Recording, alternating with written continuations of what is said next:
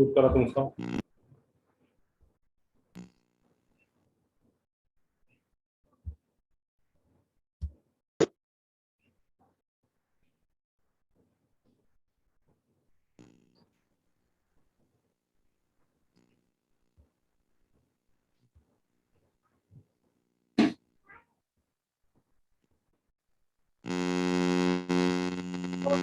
Redmi कोण आहे? Redmi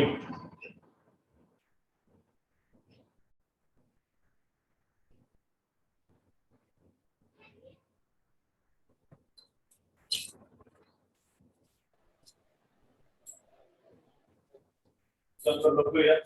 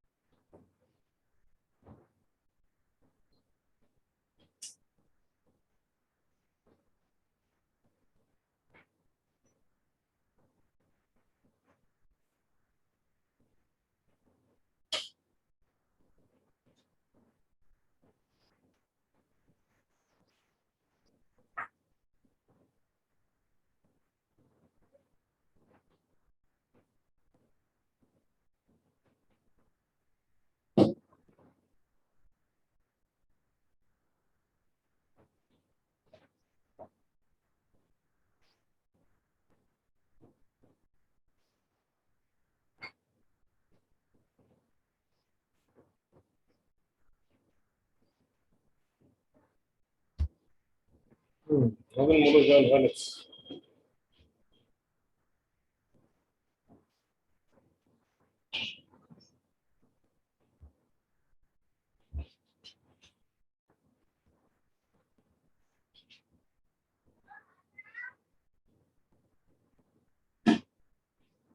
या लवकर या, लवकर सुरू करतोय.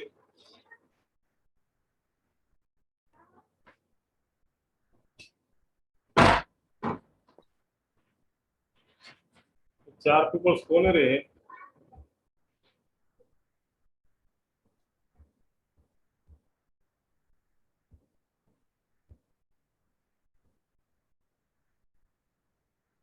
चल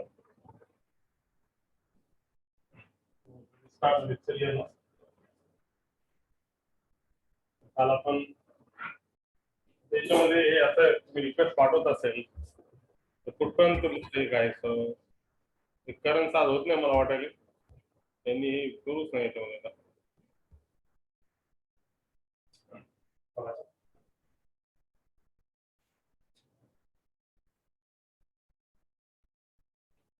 कालची एक्सरसाइज तुम्ही केली असेल, काय अडचण असेल तर विचारता येईल तुम्हाला.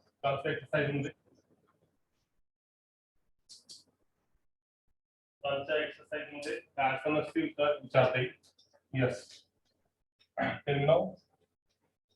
आधी तुम्हाला प्रश्न सॉल्व्ह करायला दिले होते ते तुम्ही केलं का? यस फास्ट फास्ट सांगा. आधी तुम्हाला क्वेश्चन दिले होते सॉल्व्ह करायला दुसऱ्या एक्सरसाइज मध्ये, ते तुम्ही केलं का? यस फास्ट सांगा. केलं केलं का नाही? आवाज येते का माझी सगळ्यांना? येस सगळे फक्त मोबाईल घेऊन बसले का? काय विचारलो मी? कोणी उत्तर देईना.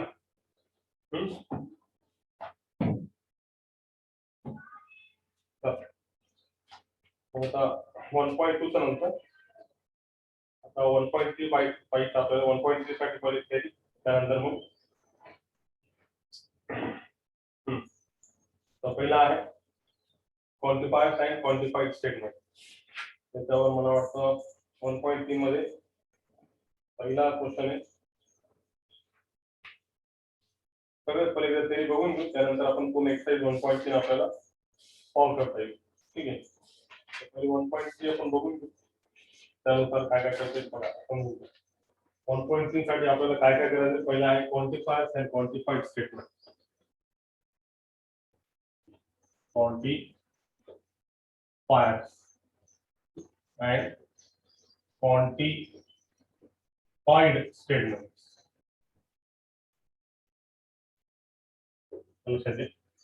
क्वांटिफायर आणि क्वांटिफाईड स्टेटमेंट म्हणजे काय ते समजून घ्या, त्यानंतर आपल्याला त्याच्यावरचे प्रश्न सॉल्व्ह करता येईल. क्वांटिफायर्स म्हणजे जनरली दोन प्रकारचे क्वांटिफायर्स आहेत. एक आहे युनिव्हर्सल क्वांटिफायर आणि एक आहे एक्झिस्टेन्शियल क्वांटिफायर. आणि ज्या स्टेटमेंट मध्ये क्वांटिफायरचा यूज होतो त्याला काय म्हणते, क्वांटिफाईड स्टेटमेंट है ना. तर there are two types of quantifiers are available in that one. First one is nothing but it is your first one कोणता आहे तुमचा युनिव्हर्सल क्वांटिफायर आणि दुसरा म्हणजे कोणता existential quantifier. So quantifiers are of two types. समजून घे. Quantifiers हे दोन प्रकारचे आहेत. त्यामध्ये पहिला आहे first one is said to be the universal quantifier आणि दुसरा म्हणजे कोणता एक्झिस्टेन्शियल क्वांटिफायर. Existential quantifier. तर दोन प्रकारचे क्वांटिफायर्स आहेत, युनिव्हर्सल क्वांटिफायर आणि एक्झिस्टेन्शियल क्वांटिफायर. तर युनिव्हर्सल क्वांटिफायर साठी सिम्बॉल यूज होतो असा, it is a symbol for all. याचा अर्थ काय असतो, for all, for every, this meaning universal. आणि एक्झिस्टेन्शियल साठी सिम्बॉल आहे असा, देयर एक्झिस्ट चा अर्थ काय, फक्त एक जरी असेल तरी चालते. देयर एक्झिस्ट ऍटलीस्ट वन किंवा ओनली वन असा असेल तर देयर एक्झिस्ट. युनिव्हर्सल म्हणजे प्रत्येकाने केलं पाहिजे आणि एक्झिस्टेन्शियल म्हणजे कोणी एक जरी केलं तरी चालेल. असे किती प्रकारचे क्वांटिफायर्स आहे. There are two types of quantifiers. In which first one is a universal quantifier म्हणजे फॉर ऑल आणि एक्झिस्टेन्शियल म्हणजे काय, देयर एक्झिस्ट. असे दोन प्रकारचे क्वांटिफायर.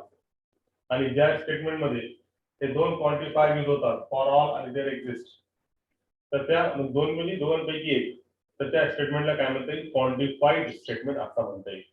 जसे की फॉर एक्झाम्पल आता तुम्हाला काय म्हणायचं, एक्झाम्पल घेऊ आपण.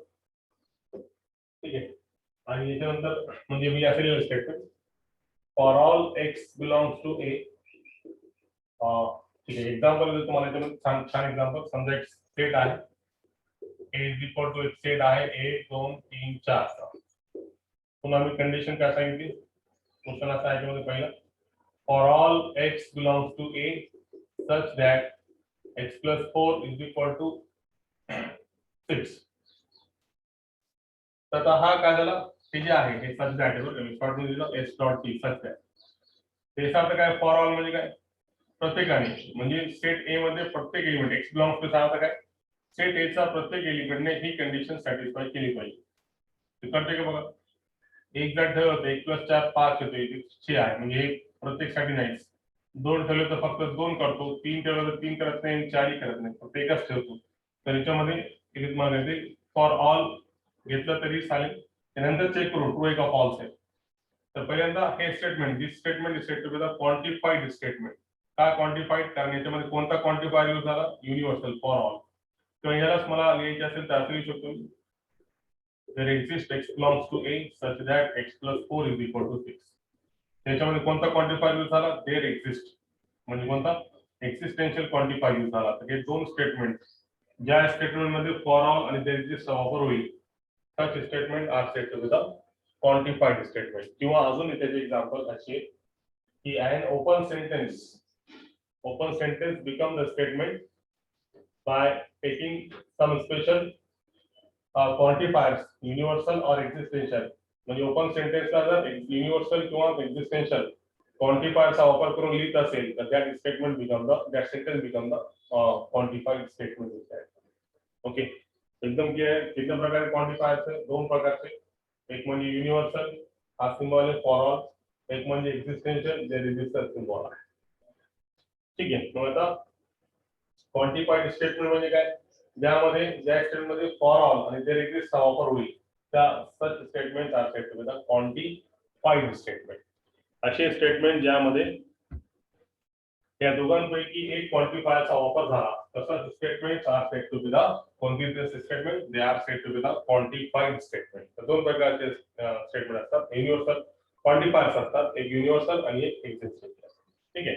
मग त्याच्यानंतर पुढचा पार्ट हे झाला पहिला. नाव second part in that is the quantifiers. नंतर त्याचे एक्झाम्पल देतो मी तुम्हाला. युनिव्हर्सल म्हणजे काय म्हणजे तुम्हाला प्रत्येकाने आता याच्यामध्ये काय तुम्हाला समजून घ्यायचं. युनिव्हर्सलचा अर्थ काय, प्रत्येकाने दिलेली कंडिशन काय केली पाहिजे, प्रत्येक एलिमेंटने दिलेली कंडिशन काय केली पाहिजे, सॅटिस्फाय केली पाहिजे. प्रत्येक एलिमेंटने दिलेली कंडिशन काय केली पाहिजे, सॅटिस्फाय केली पाहिजे. प्रत्येकाने, प्रत्येक फॉर ऑल म्हणजे सगळ्यांनीच केलं पाहिजे. आणि जर एक्झिस्ट अर्थ काय असतो, जर एकाने जरी केले तरी चालते, एकाने जरी केले तरी चालते. It is said to be the existential. है ना. म्हणजे फॉर ऑल अर्थ काय, जर विथ फॅमिलीचा कार्ड असतील, जवळचा लग्न असतील तर प्रत्येक मेंबर घराचा जातो. कुठलाही घरचा मेंबर जात नाही का, सगळेच जातात. घरचा जवळचा मेंबर जवळचा लग्न असेल तर. आणि एक्झिस्टेंशियल म्हणजे काय, जर लांबचा लग्न असेल समजा, तर विथ फॅमिलीचा कार्ड जरी असेल, आपल्या दोन जर एखादा माणूस जरी गेलं तरी चालते, एखादं तरीही, तर त्याला म्हणतात एक्झिस्टेंशियल. तर इन शॉर्ट आता लक्षात घ्या, आपल्या दैनंदिन जीवनामध्ये युनिव्हर्सल म्हणजे हा जवळचा लग्न की याच्यामध्ये सगळ्यांनाच गेलं पाहिजे 100%. आणि हे म्हणजे लांबचं लग्न विथ फॅमिलीचा कार्ड जरी असेल तरी एक जरी गेलं तरी चालते. हे आपण एक्झाम्पल मध्ये बघू. त्यानंतर नेक्स्ट वन, सेकंड म्हणजे ड्युएल. तर ड्युएल म्हणजे काय, त्याला पहिला बीट, दुसरा बीट आहे ड्युएल्स. तर हा खूप सिंपल आहे. Dual is obtained by replacing, जे काही स्टेटमेंट दिला असेल त्या स्टेटमेंट मध्ये अँडच्या जागी ऑर आणि ऑरच्या जागी अँड घेतला, पीच्या जागी बघा रिप्लेसिंग, ड्युएलच्या मध्ये रिप्लेसिंग अँड बाय ऑर. जर अँड आला तर ऑर घ्यायचं, कॉमा ऑर बाय अँड. ठीक आहे. And by or by and, comma T by F, capital T by capital F आणि capital F by capital T, small T by small C और small C by small T. T म्हणजे काय, tautology. C म्हणजे काय, contradiction. आता true आणि false आहे, false आला तर ट्रू घ्यायचा, ट्रू आला तर फॉल्स रिप्लेस करायचं. कॅपिटल स्मॉल टी आला तर सी ने कॉन्ट्रडिक्शन ने आणि कॉन्ट्रडिक्शन आला तर टॉटोलॉजी रिप्लेस करायचं. आता एखादी स्टेटमेंट पॅटर्न कशी समजू अशी. फॉर एक्झाम्पल याच्यामध्ये घेतो मी, तुम्हाला समजलं, write the negation of the following. कशी, पी अँड क्यू याचा ड्युएल काढ. तर याचा ड्युएल तुम्हाला विचारलं, write the dual of the statement. तर ड्युएल कसं येतं याच्यामध्ये, या स्टेटमेंट मध्ये अँड जिथे आहे अँडला रिप्लेस करता येईल ऑर ने, आणि जिथे ऑर आहे त्याला रिप्लेस करता येईल अँड. त्याला ड्युएल. एकदम सिंपल. तर ड्युएलचा नियम काय, जर स्टेटमेंट मध्ये अँड आला तर ऑर घ्यायचा, ऑर आला तर अँड घ्यायचा, टी आला तर एफ घ्यायचा, एफ आला तर टी घ्यायचा, टी आला तर सी घ्यायचं, सी आला तर टी. आता त्याला रिप्लेस करायचं. रिप्लेस करून जे स्टेटमेंट भेटतील त्या स्टेटमेंटला म्हणता येईल ड्युएल. ठीक आहे. आता बघा पुन्हा असा आला समजा, त्याचा ड्युएल काय असेल सांगा, सी और टी और P and Q and R. याचा ड्युएल. तर ड्युएल मध्ये काय करता येईल, पहिल्यांदा C is replace by T, small T. ऑरच्या जागी and, T as it is, अँडच्या जागी ऑर Q आणि अँडच्या जागी ऑर. Dual very simple. एक क्लास एक्झाम्पल पुस्तकामध्ये असं देईल तुम्हाला, P और निगेशन Q चा ड्युएल काय, तर simply P as it is और सा ऐड ना निगेशन असेल तर निगेशन आत लावायचा नाही, negation as it is, negation Q आहे. तर हा ड्युएल सांगे. ड्युएलचा ड्युएल काय असेल तर अँडच्या जागी ऑर घ्या, ऑरच्या जागी अँड घ्या, टी आला तर एफ घ्या, एफ आला तर टी घ्या, टी बाय सी करा, सी बाय टी करा. हा स्मॉल टी म्हणजे टॉटोलॉजी आणि सी म्हणजे कॉन्ट्रडिक्शन. लक्षात आलं पाहिजे. त्याला dual. Very simple. Second beat संपलं. त्यानंतर ड्युएलच्या नंतर नेक्स्ट बीट येतं sideways and then switch. Negation of a compound statement. Negation of a compound statement. Negation of a compound statement. Next title is very clear. Negation of compound statement.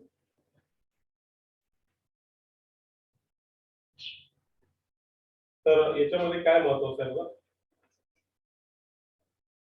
की आपण याच्या अगोदर सुद्धा निगेशन पाहिलेला आहे. तर तो निगेशन फक्त एकाच स्टेटमेंटवर होता. म्हणजे for example Italy is in Rome, एकच स्टेटमेंट आहे. त्याचं निगेशन म्हणल्यावर Italy is not in Rome है ना, बरोबर आहे. म्हणजे निगेशन मध्ये आपण ऍक्च्युअली काय करतो, त्यांनी नाही म्हणलं तर आपण हो म्हणतो, त्यांनी हो म्हणलं तर आपण नाही म्हणतो, नॉट लावतो. निगेशन मध्ये उलटा असतो है ना. Taj Mahal is in India he P statement समजा, त्याचं निगेशन म्हणल्यावर काय, Taj Mahal is not in India. Negation एक स्टेटमेंट. आता याच्यामध्ये फरक आहे कंपाऊंड स्टेटमेंटचा निगेशन मध्ये, तर दोन स्टेटमेंटचा मध्ये अँड किंवा ऑर आला आणि त्याचा जर आपल्याला निगेशन घ्यायचं असेल तर त्याच्यासाठी वेगळे रूल्स आहेत. तर पहिला आहे कंपाऊंड स्टेटमेंट मध्ये की first one is the negation of conjunction. की कंजक्शनचं निगेशन कसं घ्यायचं हे रूल्स तुम्हाला पाठ पाहिजे. त्यामध्ये पहिला रूल आहे निगेशन ऑफ कंजक्शन. तर कसं घेता येईल पहिल्यांदा, negation of P and Q. It is logically equivalent. कसा रूल, पहिल्या स्टेटमेंटचा निगेशन अँड चा और दुसऱ्या स्टेटमेंटचा निगेशन, निगेशन P और निगेशन Q. तो पहिला रूल जर मध्ये अँड आला म्हणजे बघा निगेशन कशाचं आहे, P and Q मध्ये कोणती स्टेटमेंट झाली, कंपाऊंड. एक स्टेटमेंट आहे का, नाही. It is a combination of two statement. त्यामुळे त्याला कोणती स्टेटमेंट म्हणता येईल, कंपाऊंड स्टेटमेंट. अँडचा वापर मध्ये झाला म्हणजे एक कोणती स्टेटमेंट आहे, कंपाऊंड स्टेटमेंट. आणि कंपाऊंड स्टेटमेंटचा निगेशन काढायचं असेल तर काय फॉर्म्युला, पहिल्या स्टेटमेंटचा निगेशन अँड आला तर ऑर दुसऱ्या स्टेटमेंटचा निगेशन. त्यानंतर जर पहिला निगेशन ऑफ कंजक्शन नंतर negation of disjunction. Negation of disjunction. तर डिसजंक्शनचा नियम काय, निगेशन ऑफ पी और क्यू असतील तर काय करायचं त्याच्यामध्ये, सेम पहिल्या स्टेटमेंटचा निगेशन और चा उलटा अँड आणि दुसऱ्या स्टेटमेंटचा निगेशन असं घेता येईल. सर उलटा आहे त्याचा दोघांचा, ते तुम्ही त्याच्या अगोदर सुद्धा पहिला आहे डी मॉर्गन्स लॉ प्रमाणे आहे. डी मॉर्गन्स लॉ आठवतो का, 9वी मध्ये झाला असेल. ए युनियन बी चा कॉम्प्लिमेंट असतील तर पहिले ए चा कॉम्प्लिमेंट, युनियन असेल तर इंटरसेक्शन आणि बी चा कॉम्प्लिमेंट. तसंच ए इंटरसेक्शन बी चा कॉम्प्लिमेंट असेल तर पहिल्याचा कॉम्प्लिमेंट इंटरसेक्शनचा युनियन, दुसऱ्याचा कॉम्प्लिमेंट. तसंच तुम्हाला हे सुद्धा डी मॉर्गन्स लॉ प्रमाणे, this laws are said to be the which law, it is said to be the De Morgan's law. हा सेट मध्ये झालेला आहे तोच कन्सेप्ट इथे सुद्धा डी मॉर्गन्स लॉ प्रमाणे बघा. पी एन क्यू तर ए युनियन बी, त्याचा कॉम्प्लिमेंट इथे काय निगेशन, पहिल्या स्टेटमेंटचा कॉम्प्लिमेंट तर पहिल्या स्टेटमेंटचा निगेशन, युनियन आला तर इंटरसेक्शन, तसंच अँड आला तर ऑर दुसऱ्याचा कॉम्प्लिमेंट म्हणजे दुसऱ्याचा निगेशन. सेम तुम्हाला डी मॉर्गन लॉ प्रमाणे. पुन्हा पी और क्यू चा निगेशन पूर्ण ब्रॅकेट बघा, असा जर हे बघा ते चुकीचं आहे बरं का, तुम्ही असं जर लिहिलं असेल निगेशन ऑफ पी और क्यू, त्याचा अर्थ आहे हा निगेशन फक्त पी ला आहे, त्यामुळे याच्यामध्ये ब्रॅकेट महत्वाची. आता मी जर अशी पहिली ब्रॅकेट केली आणि नंतर निगेशन लावलं त्याचा अर्थ आहे हा निगेशन दोघांना आहे, पी ला सुद्धा आहे आणि क्यू ला सुद्धा आहे. लक्षात घ्या ब्रॅकेट महत्वाचे. त्यामुळे आता निगेशन ऑफ पी और क्यू असा वाचायचं आहे, निगेशन ऑफ पी और क्यू पूर्ण कंपाऊंड स्टेटमेंटचा. कसं निगेशन, पहिली स्टेटमेंटचं निगेशन और चा अँड दुसऱ्याचं निगेशन, निगेशन ऑफ डिसजंक्शन हा झाला. त्यानंतर तिसरा दिसते काय, तिसरा आहे negation of conditional. Third one is a negation of conditional. Here now how to take the negation of condition. Very simple. आता दोन स्टेटमेंट मध्ये जर कंजेक्शन आला म्हणजे असा negation of P conditional Q तर कसं घेता येईल. पहिली स्टेटमेंट ऍज इट इज मध्ये अँड आणि दुसऱ्याचा निगेशन म्हणजे पी अँड निगेशन क्यू. लक्षात आलं पाहिजे. पार्ट पाहिजे तुम्हाला पी अँड निगेशन क्यू. कसं घेतला. पहिली statement P as it is मध्ये अँड आणि दुसऱ्याचा निगेशन. हा कोणता रूल आहे. Negation of कंडिशनलचा. कोणाचा रूल आहे. Negation of conditional. बरोबर. पहिला आहे निगेशन ऑफ कंजक्शन मध्ये ऍड आला तर. दुसरा आहे निगेशन डिस्टिंक्शन मध्ये और आला तर. तिसरा आहे निगेशन ऑफ कंडिशनल मध्ये कंडिशन आला तर. नाव त्यानंतर आहे negation of by conditional. Next law is D.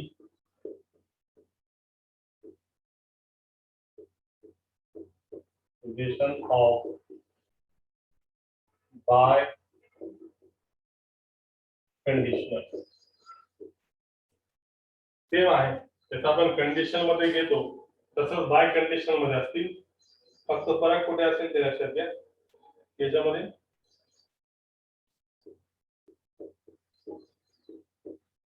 बायचा अर्थ काय असतो. By means two. First condition is depend on the second one. Similarly, second condition is depend on the first one. याला कसं घेता येईल. पहिल्या स्टेटमेंटचा निगेशन नाही. सेम याच्यासारखाच म्हणजे काय की पहिल्यांदा पहिली स्टेटमेंट ऍज इट इज मध्ये अँड दुसऱ्या स्टेटमेंटचा निगेशन.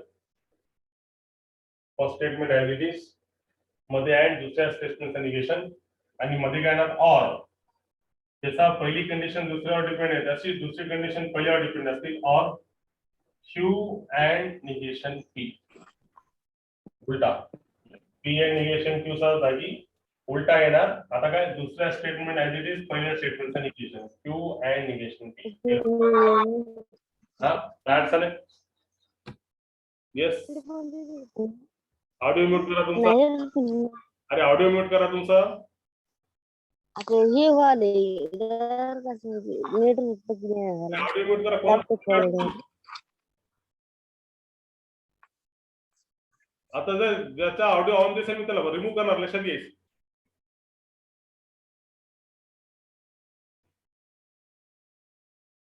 तर यामध्ये बाय कंडिशनचा निगेशन म्हणल्यावर first statement as it is and दुसऱ्याचा निगेशन मध्ये or Q and negation P. Second statement as it is पहिल्याचा negation Q and negation P.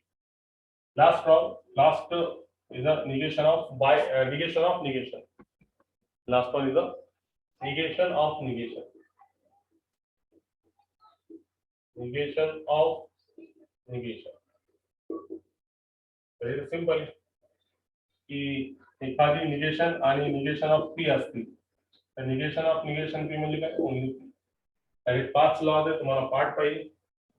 Negation of conjunction मध्ये ऍड असते तर पहिल्या स्टेटमेंटचा निगेशन अँडचा और दुसऱ्याचा निगेशन. निगेशन ऑफ डिस्टिंक्शन मध्ये पहिली स्टेटमेंट ऍज इट इज म्हणजे पहिली स्टेटमेंटचा निगेशन ऑरचा अँड दुसऱ्याचा निगेशन. कंडिशनल मध्ये पहिली स्टेटमेंट ऍज इट इज मध्ये अँड दुसऱ्या स्टेटमेंटचा निगेशन. बाय कंडिशन मध्ये सुद्धा तो सेम. पहिली statement as it is and दुसऱ्याचा निगेशन आणि और उलटा. आता काय second statement as it is and आणि पहिल्याचा निगेशन म्हणजे इथं उलटा करायचा क्यू अँड निगेशन. आणि निगेशन ऑफ निगेशन म्हणलं निगेशन ऑफ निगेशन पी म्हणजे फक्त काय ते लॉज आहे. निगेशन ऑफ कंपाऊंड स्टेटमेंटचा. ठीक आहे. आता इथपर्यंत तुम्हाला कळायला आहे. तर याच्यावर आधारित आपण काय करू 1.3 घेऊ. एक गीड अजून राहिला कन्व्हर्स इन्व्हर्स आणि कॉन्ट्रा पॉझिटिव्ह. ते मी प्रॉब्लेम सगळेच घेतो कारण सगळे फेल एकदा घेतलं नंतर तुम्हाला विसरून जाईल. त्यामुळे आज जे दोन टॉपिक घेतले त्याच्यावरचे प्रश्न एक्सरसाइज 1.3 मध्ये question number 1, question number 2, question number 3 आणि क्वेश्चन नंबर 3 पर्यंत तुम्हाला करता येईल. म्हणजे क्वेश्चन नंबर 4 आहे त्यासाठी कॉन्व्हर्स इन्व्हर्स कॉन्ट्रा पॉझिटिव्ह काय ते आपल्याला बघावं लागेल. त्यानंतर मग क्वेश्चन नंबर 4 करता येईल. तर before going to question number 4 आपण पहिले आज जेवढे शिकलेले आहेत त्याच्यावरचे क्वेश्चन बघू. पहिला काय पहिलं बघा रिवाइज करा. पहिला आपण क्वांटिफायर्स आणि क्वांटिफाईड स्टेटमेंट, तर दोन प्रकारचे क्वांटिफायर असतात, युनिव्हर्सल क्वांटिफायर आणि एक्झिस्टेन्शियल क्वांटिफायर. युनिव्हर्सल म्हणजे प्रत्येकाने केले पाहिजे आणि एक्झिस्टेन्शियल म्हणल्यावर एकाने जरी केले तरी चालते. ओके, दोन क्वांटिफायर. त्यानंतर आपण पाहिला क्वांटिफाईड स्टेटमेंट म्हणजे काय, असे ओपन सेंटेन्सेस ज्याच्यामध्ये क्वांटिफायरचा वापर करून त्याला आपण स्टेटमेंट मध्ये कन्वर्ट केला तर त्याला काय म्हणते, क्वांटिफाईड स्टेटमेंट. त्यानंतर आपण पाहिलं ड्युएल. ड्युएल मध्ये काय करतो, अँडच्या जागी ऑरच्या जागी अँड, टीच्या जागी एफच्या जागी टी, स्मॉल टीच्या जागी सी, टीच्या जागी स्मॉल टी. नंतर आता एक तुमच्या समोर आहे negation of compound statement. 5 rule आहे. negation of conjunction, negation of disjunction, negation of condition, negation of bicondition, negation of negation. तो फॉर्म्युला एवढं जर कळालं असेल तर एक्सरसाइज 1.3 से स्टार्टिंगचे 3 क्वेश्चन तुम्हाला करता येईल. बघा आता पहिला question, first question in that one. काय म्हणले,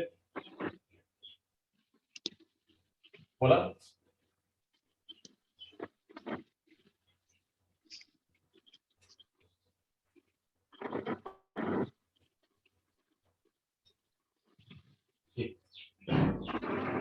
And 1.3 question number 1.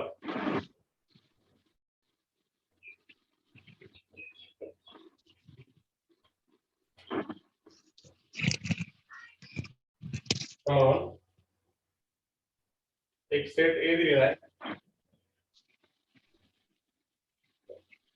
1 3 1 नाही 3 5 7 9 11 12.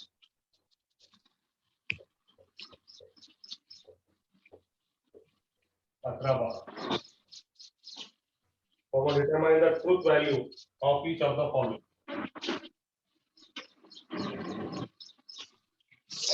Determine the truth value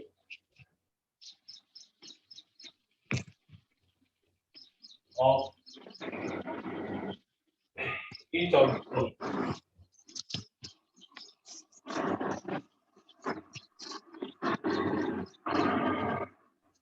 Each of काय कमाल आहे तुम्हाला. आता इथे कसलं पाहता तर तुम्ही ऑनलाईन लेक्चर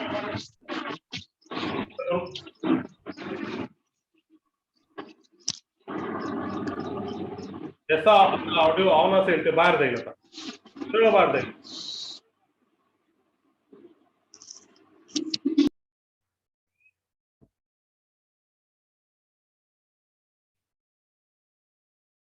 रिमूव्ह केले मी त्याला, बिलकुल तुम्हाला पाहता येत नाही online lecture.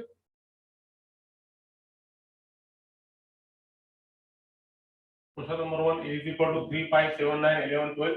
Determine the truth value of each of the following. त्यामध्ये पहिला आहे, there exists x belongs to a such that x minus 8 is equal to 1. तर आता जसं मी तुम्हाला सांगितलेलं how to write that one. बघा आता याच्यामध्ये काय कंडिशन आहे, तर हे क्वांटिफाईड स्टेटमेंट आहे, कारण का याच्यामध्ये देयर एक्झिस्ट वापर झाला. आता याचे ट्रूथ व्हॅल्यू सांगायची. ट्रूथ म्हणल्यावर हे ट्रू आहे का फॉल्स आहे हे सांगायचं आपल्याला बघून. तर याच्यामध्ये जर पाहिलं आपण, what is the meaning of that one, there exist X belongs to A. याचा अर्थ असा आहे की सेट ए मध्ये देयर एक्झिस्ट अर्थ काय, एक तरी एलिमेंट, सेट ए मध्ये एक तरी एलिमेंट असा आहे जो ही कंडिशन काय करतो, सॅटिस्फाय करतो. बघू त्याने बरोबर म्हणलं का, आहे का एक तरी एलिमेंट. बघू 3 आहे का, नाही. 5 आहे का, नाही. 7 मधून 8 गेलं तर -7 हे नाही, 7 पण नाही. 9 मधून 8 गेलं तर 1. 9 कंडिशन सॅटिस्फाय करतो 9 नंबरचा. 11 करत नाही, 12 करत नाही. तर एवढ्या एलिमेंट पैकी, सेट ए चे एवढ्या एलिमेंट पैकी एक एलिमेंट तो कंडिशन सॅटिस्फाय करतो. आणि देयर एक्झिस्ट अर्थ तो सांगतो प्रत्येकाने केले तरी नाही चालेल, एक तरी एकाने केले तरी चालतो. म्हणून एक स्टेटमेंट म्हणजे ट्रू स्टेटमेंट आहे. तर तुम्हाला याच्यामध्ये क्लिअरली कोण x is equal to 9 belongs to a, म्हणजे सेट ए मध्ये x is equal to 9 असा एलिमेंट आहे, x च्या जागी जर ठेवलं तर तो कंडिशन काय करतो, सॅटिस्फाय कोणाला सॅटिस्फाय करतो, याला x - 8 इज इक्वल टू 1, याला सॅटिस्फाय करतो. म्हणून so the given statement is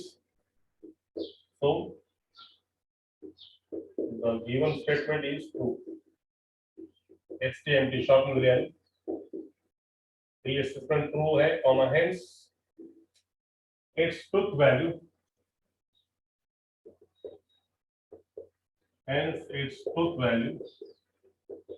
is capital T. खतम. प्रत्येकाला असेल सेम. आला लक्षात? पहिल्यांदा पहिला क्वेश्चन का आला, बोला पहिला क्वेश्चन का आला, दुसरा आला का नाही, हो नाही काहीतरी सांगा. हो sir.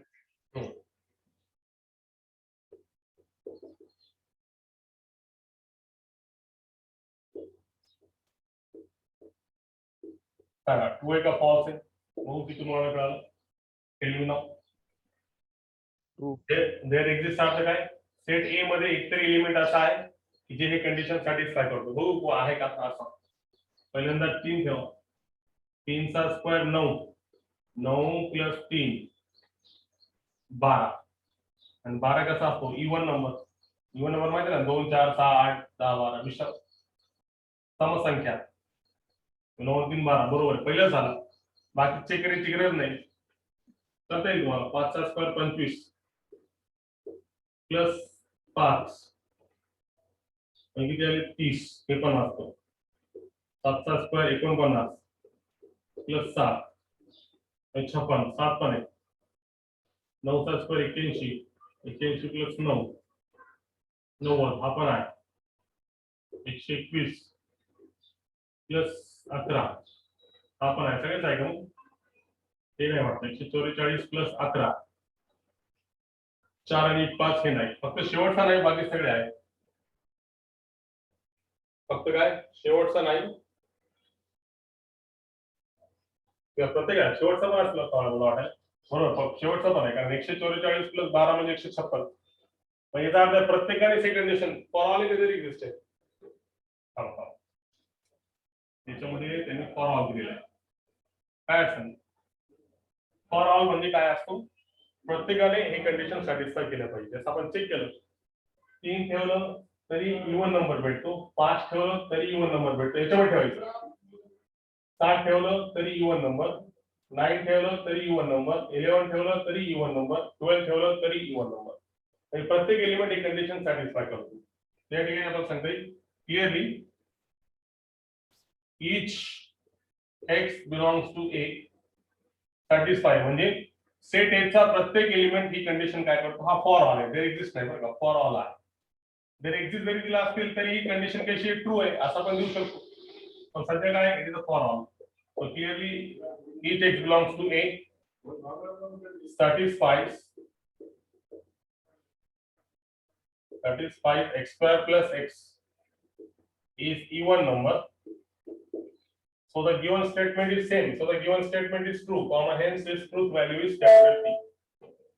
1 minute. So what we can say that here? So the given statement is true. So the given statement is true, comma hence its truth value is capital T.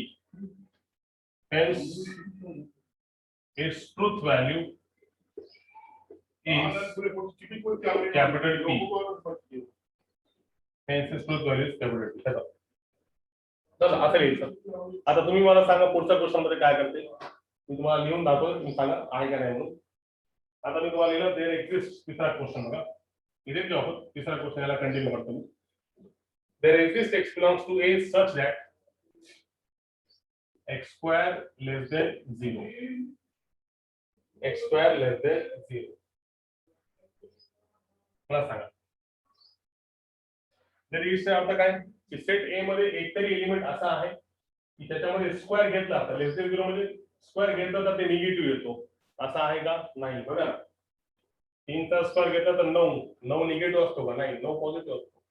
प्रत्येक नंबरचा स्क्वेअर पॉझिटिव्ह देणार आहे. Negative कोण येणार का, 5 चा square 25, 9 चा square 81, 12 चा 144, सगळे पॉझिटिव्ह असतात. कुठलाही नंबर 3 नाही 5 नाही 7 नाही पुन्हा 9 नाही 11 नाही 12 नाही, कुठलाही नंबर निगेटिव्ह येणार नाही. तर काहीतरी आपल्याला काहीतरी सांगा. आता इथे थोडा चेंज करता येईल. there is no x belongs to a, म्हणजे त्याच्यामध्ये कुठलाही एक एलिमेंट नाही. there is no x belongs to a which satisfy there is no x belongs to a which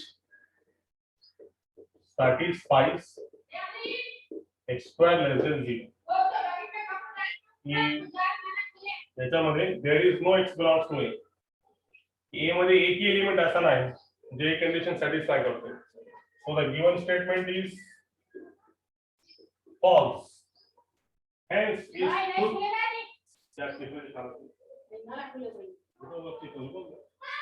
So its truth value is capital F. Hence its truth value is capital F. Very simple. आला लक्षात सांगा. Yes आला का सगळ्यांना? हो sir. मग बस सांगला आता बघा. याच्यानंतर मला चौथं उत्तर सांगा आणि त्यानंतर तुम्ही करा. चौथा बघा आता. चौथा आहे for all X belongs to A comma x is even number. X is an even number. सांगा मला आता काय? For all x belongs to a, x is an even number. असं आहे का? काय म्हणले? काय? कारण का प्रत्येक नंबर इवन नंबर. पहिल्याच नंबर बघा ना, 3 पाहिले तर ऑड नंबर आहे, 5 ऑड आहे, 7 ऑड आहे, 9 ऑड आहे, 11 ऑड आहे, फक्त 12 इवन आहे. तर याच्यामध्ये ते काय म्हणलं for all X belongs to म्हणजे सेट ए मध्ये एलिमेंट प्रत्येक एलिमेंट असे आहेत की ते सगळे इवन नंबर आहेत. बरोबर आहे का? नाही, फॉल्स आहे. So clearly no X belongs to A which satisfy